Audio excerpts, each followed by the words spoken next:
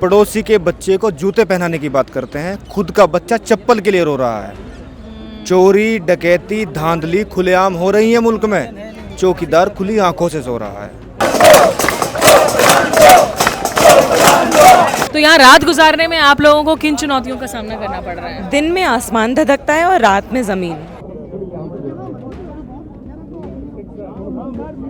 System के खिलाफ आवाज़ उठाने जो धर्मेंद्र प्रधान कान में रुई डालकर बैठे हैं, उनके कान का रुई निकालने आए। पेपर जो लीक हुआ है उन्हीं का सवाल नहीं है, हर एक चीज़ का सवाल है। यहाँ पे हर एक चीज़ का मुद्दा रखना चाहिए, जैसे बेरोजगारी हो गए, बच्चों के साथ नाइंसाफ़ी हो गए।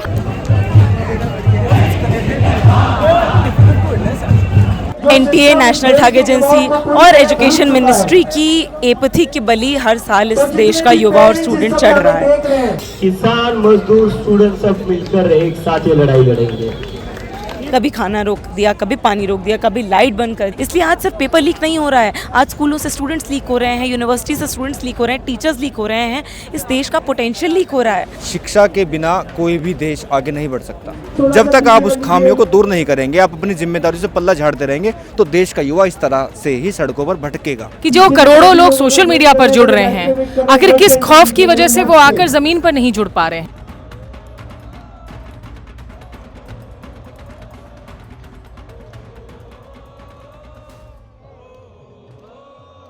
नमस्कार, आदाब। आपके साथ मैं स्मिता शर्मा हूं और आप देख रहे हैं मेरा YouTube station Smita Sharma journalist.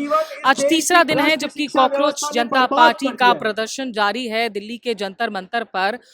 और आके यहाँ जो लोग रात गुजार रहे हैं, सड़कों पर सो रहे हैं, उनकी दास्तां भी आप तक सुनाती हूँ, मैं आपको सुनाती हूँ मैं इस ब्लॉग में। क्या नाम है आपका? नाज़ीरा।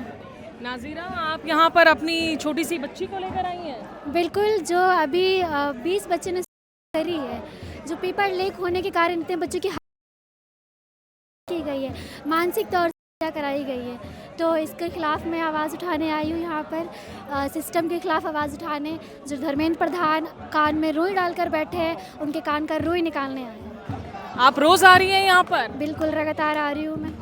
कान में आप रुई जो लगाए हुए धर्मेंद्र प्रधान जी वो हटाना चाह रही है, लेकिन वो रुई तो लग रहा है बहुत जमकर बैठी है। बिल्कुल बिल्कुल, वो जमकर बैठी है और शायद मुझे लगता है उनके पास वो साफ़ करने वाला कुछ है ही नहीं, इसलिए हम आए साफ़ करने। बोल बोल कर साफ़ करेंगे, शायद उनको सुनाई ही नहीं दे रहा है। वो अपने आप को उन्होंने खुद को गूंगा बहरा भी कर लिया है। बंदा एक ट्वीट नहीं डाल रहा है, सोचो उसको कितनी डर है हम लोगों से। अच्छा, आप ये बताइए, ये आप छोटी सी अपनी बच्ची को लेकर आ रही हैं, यहाँ धूप में भी आ रही हैं आप इधर, कितने घंटों तक बिताती हैं आप आकर? मैं सुबह 9 o'clock आई हूँ और अभी आप देख रहे होंगे कि 6 बज रहा है। तो बच्चों, ये पेपर लीक का बात है, ये आने वाले जनरेशन की बात है। शायद इसमें से कुछ लोगों का होगा कि तुम्हारा पेपर लीक हुआ है क्या, तुम्हारा एग्ज़ाम लीक हुआ है क्या? तो नहीं, अभी तो मेरा नहीं हुआ, लेकिन आने वाले कल में और अभी जो दिनों चुकी है, उन सबको देखते हुए ना ये धूप, ये गर्मी नज़र नहीं आ रहा है। आपका क्या नाम है? यास्मीन।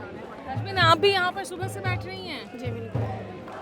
ऐसा आप लोगों को क्यों ये जुनून है कि इसके साथ जुड़ना चाहिए, इस मुद्दे के साथ? मैं आपको बताऊं तो ना, मुझे बहुत ही खुशी हो रही है यहाँ पर आकर देखे ना कि मतलब पढ़े लिखे बच्चे इस तरीके से वो कर सकते हैं, तो हम क्यों घर में बैठे हुए हैं? हम क्या कर रहे हैं घर में बैठ के? बहुत अच्छा भी है सीजेपी, जो अभी समझ में आ रहा है कि हम पढ़े लिखे युवा क्या कर सकते हैं। शायद सरकार को लग रही थी कि युवा को हम उलझा देंगे, हम फालतू की चीज़ों में उलझा कर वो रख रखी थी, लेकिन जो ये सीजेपी आया है ना, शायद ये इन युवाओं को अभी एक अलग लेवल पे लेकर आएगा और शायद आने वाला कल एक उज्जवल होगा। आप में से कोई नौकरी करता है यहाँ पे? आप दोनों में से? नहीं, कोई नौकरी। पर इतने घंटों आप लोग जब दे रही हैं यहाँ, उम्मीद तो यही होगी ना कि सरकार सुध ले। सरकार अगर सुध नहीं लेती है तो आप क्या देखती हैं, कैसे ये प्रोटेस्ट आगे चलता रहेगा? नहीं, ये चलता रहेगा। जो अभी सर कर रहे हैं वो बहुत अच्छा कर रहे हैं, और जो जितनी भी जनता है इनका सपोर्ट करना चाहिए सभी का, क्योंकि ये सिर्फ बच्चों जो बच्चे हैं, नीट पेपर जो लीक हुआ है उन्हीं का सवाल नहीं है, हर एक चीज़ का सवाल है। यहाँ पे हर एक चीज़ का मुद्दा रखना चाहिए, जैसे बेरोजगारी हो गए, बच्चों के साथ नाइंसाफ़ी हो गए, आत्महत्या कर रहे हैं। 14 से 15 बच्चे ऐड कर लिए हैं, तो इसका जिम्मेदार कौन है? धर्मेंद्र प्रधान। अगर सरकार को लग रही है ना कि ये कॉकरोचेस बस आएंगे और चले जाएंगे कुछ दिनों में, ये गलत लग रहा है, क्योंकि किसान आंदोलन में किसान लोग 1.5 साल तक बैठकर अपनी आंदोलन करें, अपनी मांग रखे और उनकी जीत हुई है। यहाँ पे भी सरकार को झुकना होगा, धर्मेंद्र प्रधान को इस्तीफा देना होगा और फिर बाकी जो होगा वो आगे फिर सरकार आपकी बच्ची को यहाँ पर क्या परेशानी होती है जब आप यहाँ आते हैं प्रोटेस्ट के लिए? ये तो वैसे काफी खुशमिजाज नजर आ रही है, अपनी पानी की बोतल लेके। हाय बोलो। हाय हाय सुमायरा, हाउ आर यू?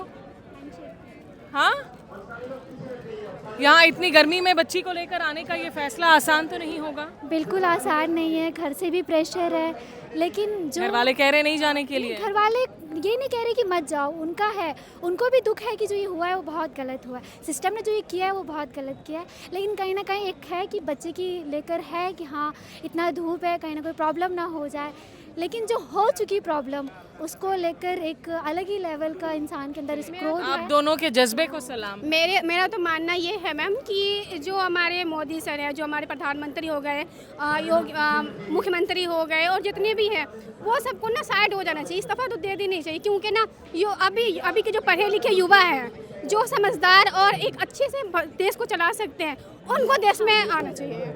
अब पढ़े लिखे युवा की जरूरत है, ये अनपढ़ गवारों की जरूरत नहीं है। हमारे जो प्रधानमंत्री हो गए, अमित शाह हो गए, उसके बाद एक और योगी आदित्यनाथ हो गए, सम्राट चौधरी जी को देख लो, चौथी फेल। हमारे प्रधानमंत्री ने शायद अभी पढ़ाई कर करके अपना लेवल बढ़ा दिया है, जो मेलोनी से मिलकर मेलोडी खिलाने जा रहे हैं। तो इन लोगों को लग रहा है कि हम ये करके देश चला लेंगे। बाबा, इनसे देश नहीं चलेगी, इन सब से देश नहीं चलेगी। अब आपको गद्दी छोड़ दो भाई, अपनी उम्र का भी लिहाज करो, कितना गाली दे। कहाँ गद्दी छोड़ेंगे, अभी तो राज्य पर राज्य चुनाव जीते जा रहे हैं। वो तो क्या बोल सकते हैं, सभी को पता है कि वो जीतते कैसे हैं। वो जीत जाहिर है कि सबको पता है वो जानते हैं, बिल्कुल जानते हैं कि वो जीत कैसे रहे हैं। वो नहीं, उनको अब कोई नहीं उनको समझता। हाथ में है तो वो जीत भी सकते हैं ना।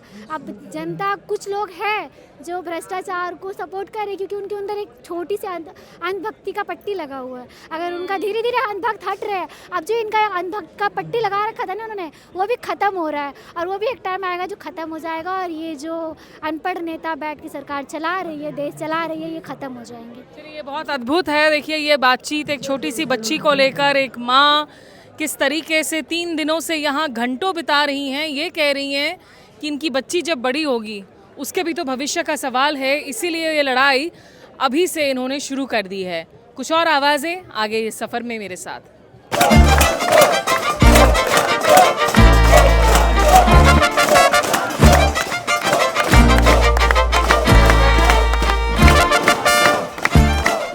मेरा नाम मुदिता है, मैं दिल्ली यूनिवर्सिटी की स्टूडेंट हूँ। एनटीए के द्वारा आयोजित किए गए कई एग्ज़ाम्स दिए हैं और हमारे बहुत सारे जूनियर्स हैं जो हर साल हताश होते हैं। एनटीए, नेशनल ड्रग एजेंसी और एजुकेशन मिनिस्ट्री की एपथी की बलि हर साल इस देश का युवा और स्टूडेंट चढ़ रहा है। आलम यह है कि 3 दिन 2 रातों से हम लोग यहाँ जंतर मंतर तो चलिए देश की राजधानी है, देश के अलग अलग कोनों में छात्र प्रदर्शन कर रहे हैं, रात रात जग रहे हैं। और हद ये है कि 3 दिन और रात जो युवा जाग सकता है, उससे बात करने के लिए सरकार के पास और शिक्षा मंत्रालय के पास 3 मिनट भी नहीं है। मुदिता, ये जो रात में आप रुक रही हैं, आप दर्शकों को बता दें कि यहाँ पर बस वही कुछ दरियाँ हैं, दरी में लोग जूते चप्पल पहन कर दिन भर चलते हैं। जो सड़क है वो गर्म है क्योंकि पारा कहीं ज़्यादा है। तो यहाँ रात गुजारने में आप लोगों को किन चुनौतियों का सामना करना पड़ रहा है? दिन में आसमान धधकता है और रात में ज़मीन, यही आलम है यहाँ पर रुकने का। आपको हम बता दें कि यहाँ पर हमारे लिए वॉशरूम्स तक रात में बंद कर दिए जाते हैं। ऐसा दिल्ली पुलिस की कई बार हमें असंवेदनशीलता इतनी भयंकर झेलनी पड़ती है। पहले दिन यहाँ पूरी रैपिड एक्शन फोर्स लगाई गई, कभी खाना रोक दिया, कभी पानी रोक दिया, कभी लाइट बंद कर दी। हर संभव कोशिश करी गई कि किसी तरीके से अंधेरे में प्रोटेस्ट को किसी तरह रफा दफा करके ब्रूटैलिटी करके, वायलेंस का से डरा धमका कर हटाया जा सके। पर ये देश में बहुत चीज़ें लीक हो रही हैं, पेपर लीक हो रही है। आपको लग क्या रहा है, पुलिस ने अभी तक अगर हटाया नहीं है, क्योंकि आमतौर पर हमने दिल्ली पुलिस का रवैया देखा है हाल के दिनों में, वो एयर पोल्यूशन के प्रोटेस्ट हों, डॉग्स की वाला मसला हो, पुलिस अभी फिर भी धीरे धीरे करके क्यों अलाउ कर रही है इस प्रोटेस्ट को? और आप लोग को लग रहा है कि ये सिट इन एक फार्मर्स प्रोटेस्ट जैसे ऑर्गेनाइज प्रोटेस्ट बन सकेगा?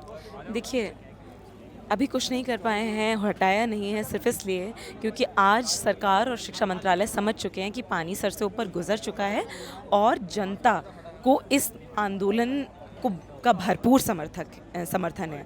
आज इस देश में इसी प्रोटेस्ट साइट से अगर आप देख लें तो सिर्फ स्टूडेंट्स और यूथ नहीं है, यहाँ पे फ्रस्ट्रेटेड फैमिलीज़ हैं, सीनियर सिटीजन्स हैं जो इस सरकार से जो लार्जर एजुकेशन और एम्प्लॉयमेंट का क्राइसिस है उससे इतने परेशान हैं कि अपनी झुंझलाहट, अपनी फ्रस्ट्रेशन, अपना जायज़ गुस्सा, यहाँ तक कि अपने सवाल तक इस सरकार से नहीं सरकार जवाबदेही की पोजीशन में बिल्कुल भी खुद को नहीं आना देना चाहती है। इसलिए आज सिर्फ पेपर लीक नहीं हो रहा है, आज स्कूलों से स्टूडेंट्स लीक हो रहे हैं, यूनिवर्सिटी से स्टूडेंट्स लीक हो रहे हैं, टीचर्स लीक हो रहे हैं, इस देश का पोटेंशियल लीक हो रहा है। पर जो लीक नहीं हो रहा है वो अभी भी है इस देश के युवाओं का और छात्रों का हौसला कि डटे हुए हैं यहाँ पर। यहाँ से हमारा संदेश है सभी युवाओं को और न्यायपसंद नागरिकों को जो हमें सुन पा रहे हैं कि अगर आपके पास कोई अप्लायंस है, गाड़ी है, कुछ है, आप उसको यूज़ करना छोड़ देंगे, इट बिकम्स रिडंडेंट, यूजलेस हो जाती है। अगर हमारे पास राइट है जो कम से कम ऑन पेपर हमें कहा जाता है fundamental right to peacefully protest है, अगर हमारे साथ गलत हो रहा है जो कि बहुत लेवल्स पर हो रहा है तो प्लीज़ उसके लिए अपनी आवाज़ें उठाना शुरू करिए। ये मूवमेंट प्रूव कर चुका है कि ये सिर्फ एक सोशल मीडिया बज़ नहीं है, लोग ज़मीन पर उतरकर रात रात टिकने के लिए तैयार हैं। तो आपसे दरकार है कि सोशल मीडिया से लेकर अपने अपने शहरों, अपने अपने जगहों पर प्लीज़ पूरी अपनी एटलीस्ट कलेक्टिवली नहीं तो इंडिविजुअली आप जितना भी कंट्रीब्यूट कर सकते हैं अपनी आवाज़ उठाइए। आज नहीं उठाएंगे तो कभी नहीं उठा पाएंगे। शिक्षा मंत्री का सिर्फ अब हम इस्तीफा नहीं मांग रहे, बर्खास्तगी मांगते हैं। हम चाहते हैं सारे कोचिंग सेंटर्स बैन हो जो स्टूडेंट्स की एंग्जाइटीज़ पर अपना प्रॉफिट कमाते हैं। एक कॉमन स्कूलिंग सिस्टम हो कि प्रधानमंत्री हो, शिक्षा मंत्री हो, बिजनेसमैन हो या इस देश के गरीब, मजदूर, किसान, सबका बच्चा बेहतर से बेहतर शिक्षा हासिल कर सके, कॉमन स्कूलिंग सिस्टम का बेनिफिट उठा सके, डिग्निफाइड एम्प्लॉयमेंट हासिल करें। उन सभी के फैमिलीज कर्जे में डूबी हुई है, उनको आप बच्चे तो वापस नहीं ला सकते। आप अगर सही में मदद करना चाहते हो तो इन सारी फैमिलीज को 1 करोड़ का कंपनसेशन दे, जिससे ये जो फैमिलीज कर्जे में डूबी हुई है वो कर्जे से बाहर निकलेगी। देखिए, जंतर मंतर पर ऐसे बहुत सारे युवा हैं जो पिछले 3 रातों से यहाँ सड़कों पर ही सो रहे हैं और उनसे समझते हैं कि ऐसा वो क्यों कर रहे हैं, इसमें क्या चुनौतियां आ रही हैं। क्या नाम है आपका? मेरा नाम प्रेम आकाश गोलू। आप कहाँ से आए हैं, क्या करते हैं आप? प्रेम, मैं मेरठ से हूँ और हम एनजीओ चलाते हैं। एनजीओ चलाते हैं आप। प्रेम, आप इस मूवमेंट के साथ क्यों जुड़े हैं और यहाँ जो आप रात गुजार रहे हैं जंतर मंतर पर इस गर्मी में, क्या चुनौतियाँ हो रही हैं? देखिए, सबसे पहले छात्रों का भविष्य सुरक्षित होना चाहिए। किसी भी देश की जो राजनीति है या जो उनका भविष्य है वो युवाओं के ऊपर होता है। अगर युवा अपने हित के अधिकारों के लिए वो लड़ाई नहीं लड़ पाएंगे, उनका भविष्य अंधकार में चला जाएगा। शिक्षा के बिना कोई भी देश आगे नहीं बढ़ सकता। अब हमारे जो नीट के जो स्टूडेंट हैं 2024 में हम पीछे वहाँ पे धरने पे थे, मुश्किल से 5-6 लोग थे स्टूडेंट, बाकी हम 20 लोग टोटल यहाँ पे थे। सुप्रीम कोर्ट ने तब भी ये कह करके उन लोगों को उनकी जो याचिका थी उसको खारिज कर दिया था कि आप 5 बच्चों के लिए हम 25 लाख लोगों का भविष्य के साथ खिलवाड़ नहीं कर सकते। अब भी आप यहाँ देख सकते हैं कि पूरा हिंदुस्तान यहाँ पे है। तो आज सुप्रीम कोर्ट क्या कर रहा है, आज देश की सरकार क्या कर रही है, क्या एक जो उनसे गलतियाँ बार बार हो रही हैं एक देश के स्वास्थ्य विभाग के साथ, यहाँ पे आप देख सकते हैं कि जो लोग यहाँ आए हुए हैं, आप भी हैं, हर किसी के घर में जो है कोई भी व्यक्ति बीमार हो सकता है। तो जो एक MBBS डॉक्टर बनेगा, क्या वो उसका सही से इलाज कर पाएगा? आपने देखा होगा पिछले साल का जो 25 का जो बैच था, गोरखपुर बैच एम्स में, वो पूरा का पूरा ही फेल हो गया। तो कहीं ना कहीं तो धांधली है और वो सामने भी आती है। जब तक आप उस खामियों को दूर नहीं करेंगे, आप अपनी जिम्मेदारी से पल्ला झाड़ते रहेंगे, तो देश का युवा इस तरह से ही सड़कों पर भटकेगा, वो आएगा। अच्छा, आपका क्या नाम है, आप कहाँ से आए हैं? मेरा नाम शुभम उपाध्याय है, मैं मेरठ से हूँ, एडवोकेट हूँ और वर्ष 2017 से छात्र संघ का महामंत्री हूँ, general secretary student union Meerut college Meerut से। अच्छा शुभम, ये बताइए, यहाँ ये सड़कों में जो रात में सो रहे हैं, खूब मच्छरें काट रही हैं? मच्छर तो होते ही हैं मैम, हाल तो यहाँ तो कॉकरोचेज हैं ज़्यादा, मच्छर से ज़्यादा, लेकिन मच्छर तो कटते ही हैं।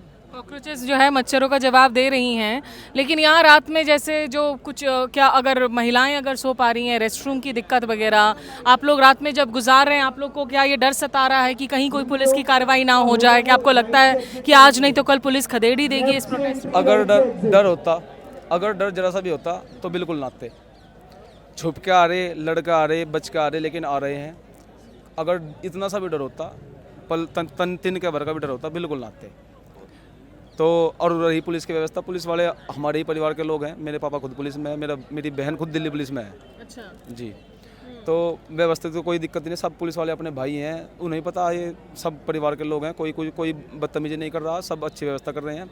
दूसरा, लड़कियां अगर सेफ फील ना कर रही होती तो आप देख रहे होंगे लड़की दिन पर दिन बढ़ती जा रही हैं। अगर सेफ फील ना कर रही होती तो बिल्कुल, आप भी एक महिला हैं, अगर आपको सेफ फील ना होता तो शायद आप भी ना आती। अच्छा, इतनी तादाद में लोग आ रहे हैं, धीरे धीरे ही सही, कारवां एक दिन में तो नहीं बनता है, लेकिन कल एक दो लोगों से बात हो रही थी, युवा जो आए थे जुड़ने के लिए, और उन्होंने कहा कि जो करोड़ों लोग सोशल मीडिया पर जुड़ रहे हैं, आखिर किस खौफ की वजह से वो आकर ज़मीन पर नहीं जुड़ पा रहे हैं? आपको क्या लगता है, क्या खौफ सता रहा है लोगों को? देखिए, खौफ भी है कहीं ना कहीं। जैसे आप देख सकते हैं कि यहाँ पर दिल्ली पुलिस या मतलब पुलिस कमेटी की तरफ से वीडियोग्राफी की जा रही है, तो कहीं ना कहीं लोगों के अंदर डर है कि उनको आइडेंटिफाई करके उनके ऊपर केस ना लाद दिया जाए, या फिर उनके घर पे जैसे अतिक्रमण करके कुछ भी ये लोग बुलडोजर चला देते हैं, तो वो डर इन्होंने बनाया हुआ है। लेकिन हम ये कहना चाहते हैं कि डराकर आप कब तक राज करोगे? ये लोकतंत्र है, ये सत्ता की चाबी जनता के हाथ में होती है। आज नहीं तो कल अगर आप जिम्मेदारी से पल्ला झाड़ते रहेंगे तो सरकार आपको, ये जनता आपको उखाड़ करके फेंक देगी। आपको क्या लग रहा है, ये मूवमेंट, अब चूंकि फार्मर्स भी एक साथ आए हैं, लेबर यूनियन भी सपोर्ट कर रहे हैं, क्या ये सिट इन काफ़ी दिनों के लिए हो पाएगा? सर, हाँ, लंबे दिनों के लिए रहने के लिए इजाज़त देगी यहाँ पर? मैम देखिए, जब तक एक मुद्दा सिर्फ एक वर्ग का रहेगा तब तक उस लड़ाई को कोई जीत नहीं सकता। जैसे कि वकीलों की लड़ाई अगर सिर्फ वकील लड़ेंगे तो वो कभी सक्सेसफुल नहीं हो पाएंगे। छात्रों की लड़ाई अगर सिर्फ छात्र लड़ेंगे तो वो सक्सेसफुल नहीं हो पाएंगे। ऐसे ही किसानों की लड़ाई किसान लड़ेंगे तो भी सक्सेसफुल नहीं हो पाएंगे। हम सबको एक जगह, एक मंच पे आना होगा, तभी जनता का दबाव सरकार पे बनेगा। मैं खुद भारतीय जनता पार्टी का कार्यकर्ता हूँ। वर्ष 2018 में, हाँ जी, मैं 2017 के बाद जब मैंने इलेक्शन जीता 2017 में, 18 में मैंने बीजेपी ज्वाइन करी थी। दो बड़े नेताओं के उनके संरक्षण में, मैंने नेतृत्व में मैंने बीजेपी ज्वाइन कर दी। अभी भी बीजेपी का कार्यकर्ता हूँ। लेकिन मेरा एक कहना, छोटी सी बात एक मैं बोलता हूँ, जब घर में कोई गलत काम कर देता है या फिर कोई गलत रास्ते पे चलता है तो उसे घर वाले ही समझाते हैं। सिंपल सी बात है। अगर आप घर से अलग चलोगे तो घर वाले पहले समझाएंगे, फिर अगर नहीं, फिर भी नहीं बनोगे तो पीट देंगे, वरना फिर तुम्हें घर से बाहर निकाल देंगे। वैसा ही यहाँ पर भी है। हम घर वाले, अगर आप बात कर रहे हैं तो घर में जो सबसे बुजुर्ग हैं वो तो प्रधानमंत्री मोदी हैं, और धर्मेंद्र प्रधान खुद इस्तीफा ना देना चाहें तो ये तो मोदी जी के लिए एक सेकंड की बात है कि वो फैसला कर ले कि हमारे मंत्रालय में नहीं रहेंगे, कैबिनेट में नहीं रहेंगे, तो क्यों नहीं कर रहे हैं? मोदी जी खुद ऐसे हैं। और हम कहीं ना कहीं, देखो मैं आपको बता देता हूँ, 6 तारीख का ना मतलब 6 तारीख का यहाँ पे प्रोटेस्ट था, ठीक, हाँ जी। तो मैं आपको बता देता हूँ भाई, 6 तारीख को जैसे ही पुलिस वालों को पता लगता है कि गांव के अंदर एक बंदा इन्फ्लुएंसर है, यानी कि मैं, ठीक है जी, तो पुलिस वाले सुबह 6 बजे आते हैं और मेरे घर को चारों तरफ से घेर लेते हैं। कहाँ पर आपका घर? मैं सोनीपत से हूँ। अच्छा। हाँ जी, एक छोटे से गाँव जखोली से हूँ। पुलिस वालों को कैसे पता चला कि आप आ रहे हैं यहाँ प्रोटेस्ट में? मैं अच्छा ही दिखाता हूँ, और मैं आपको बता देता हूँ, 2 CID वाले भी थे उसमें। तो कहीं ना कहीं जैसे भाई मैं उस टाइम तो आ नहीं पाया क्योंकि वो पुलिस वाले गए यहाँ से 2 बजे थे, मैं 4 बजे अपने घर से निकला था। 4 बजे जाने के, चलो यहाँ तो देखी जाए, मेरी मतलब ससुराल है, वहाँ पे भी लोग पहुँच रहे हैं पुलिस वाले। क्या ये सिर्फ आपके साथ हो रहा है या बहुत सारे ऐसे प्रदर्शनकारियों के साथ हो रहा है? ये सभी के साथ हो रहा है, और देखो भाई, मेरी भी लड़की है, मेरा भी लड़का है, कहीं ना कहीं भाई मैं उनको पढ़ाऊंगा, और कहीं ना कहीं वो इस काम में गलत कदम न उठा लें, हम भी करेंगे काम। भाई हम, ये भी बच्चे किसके हैं? ये हमारे ही तो बच्चे हैं, किसके बच्चे हैं? और कहीं ना कहीं जो ये देख रहे हो, पुलिस वाले भी हैं, ये कहीं ना कहीं मजबूर हैं, पता इनको भी है, लड़ाई सबकी है। और मैं आपको बता देता हूँ, कहीं ना कहीं पुलिस वाले और जो फौजी हैं, आज उनके भी बच्चे हैं यहाँ पे, जैसे भाई ने बताया। तो आप जब तक आपने नहीं बताया कि फिर मोदी जी क्यों नहीं उनको हटा रहे? मैं बताना चाहता, भाई बीच में कोई नहीं। तो ऐसा है जी, बात ईगो की है। जब बात ईगो पे आ जाती है ना, तो ईगो सेटिस्फाई करने के लिए हम किसी को मना नहीं सकते। अब किसान आंदोलन हुआ था, उसमें 750 लोग मरे थे, शहीद हुए थे, सॉरी किसान 750 किसान शहीद हुए थे। छात्र, इसमें नीट के एग्जाम में 17 ही लोग शहीद हुए हैं अभी तक, जब उन्हें तब फर्क नहीं पड़ा था, अब क्या ही पड़ना है। इसलिए जब तक उनको हम ईगो सेटिस्फाई ना कर पाएँ, वो मोदी जी बड़े हैं, उन्हें हम इतना ही तो समझाना चाहते हैं कि भाई आपका परिवार, भाजपा बोलती है, सारी पार्टियां बोलती हैं कि ये पूरा देश हमारा परिवार है। जब परिवार के आदमी गलत हो जाते हैं तो उन्हें समझाना पड़ता है, चाहे बड़े हो चाहे छोटे हो। अगर आप नहीं मानोगे तो फिर आपको जनता उखाड़ फेंकेगी, इसमें किसका नुकसान होगा? जनता को जो है इनको और समझाने के लिए अड़े रहना पड़ेगा। जब तक अड़े रहेंगे यहाँ पर, आप तब तक यहाँ रात इधर ही गुजारेंगे, सड़कों पर ही? जी बिल्कुल गुजारेंगे, और 4 लाइनें मैं डेडिकेट करता हूँ मोदी जी को। टूटी सड़कों पर भटक रहे हैं बेरोजगार चारों ओर, चहुमुखी विकास का सिर्फ शोर हो रहा है। पड़ोसी के बच्चे को जूते पहनाने की बात करते हैं, खुद का बच्चा चप्पल के लिए रो रहा है। चोरी डकैती धांधली खुलेआम हो रही है मुल्क में, चौकीदार खुली आंखों से सो रहा है। चलिए, बहुत शुक्रिया। तो आज के हमारे इस एपिसोड में हमने कोशिश की उन लोगों से बात करें जो यहाँ पर तमाम मुश्किलों के बावजूद डटे हुए हैं, अभिजीत दिपके और कॉकरोच जनता पार्टी का साथ दे रहे हैं। और भले ही लोगों की तादाद कम हो, लेकिन जो लोग हैं उनके हौसले में कोई कमी नज़र नहीं आ रही है। दिल्ली के जंतर मंतर से मैं स्मिता शर्मा।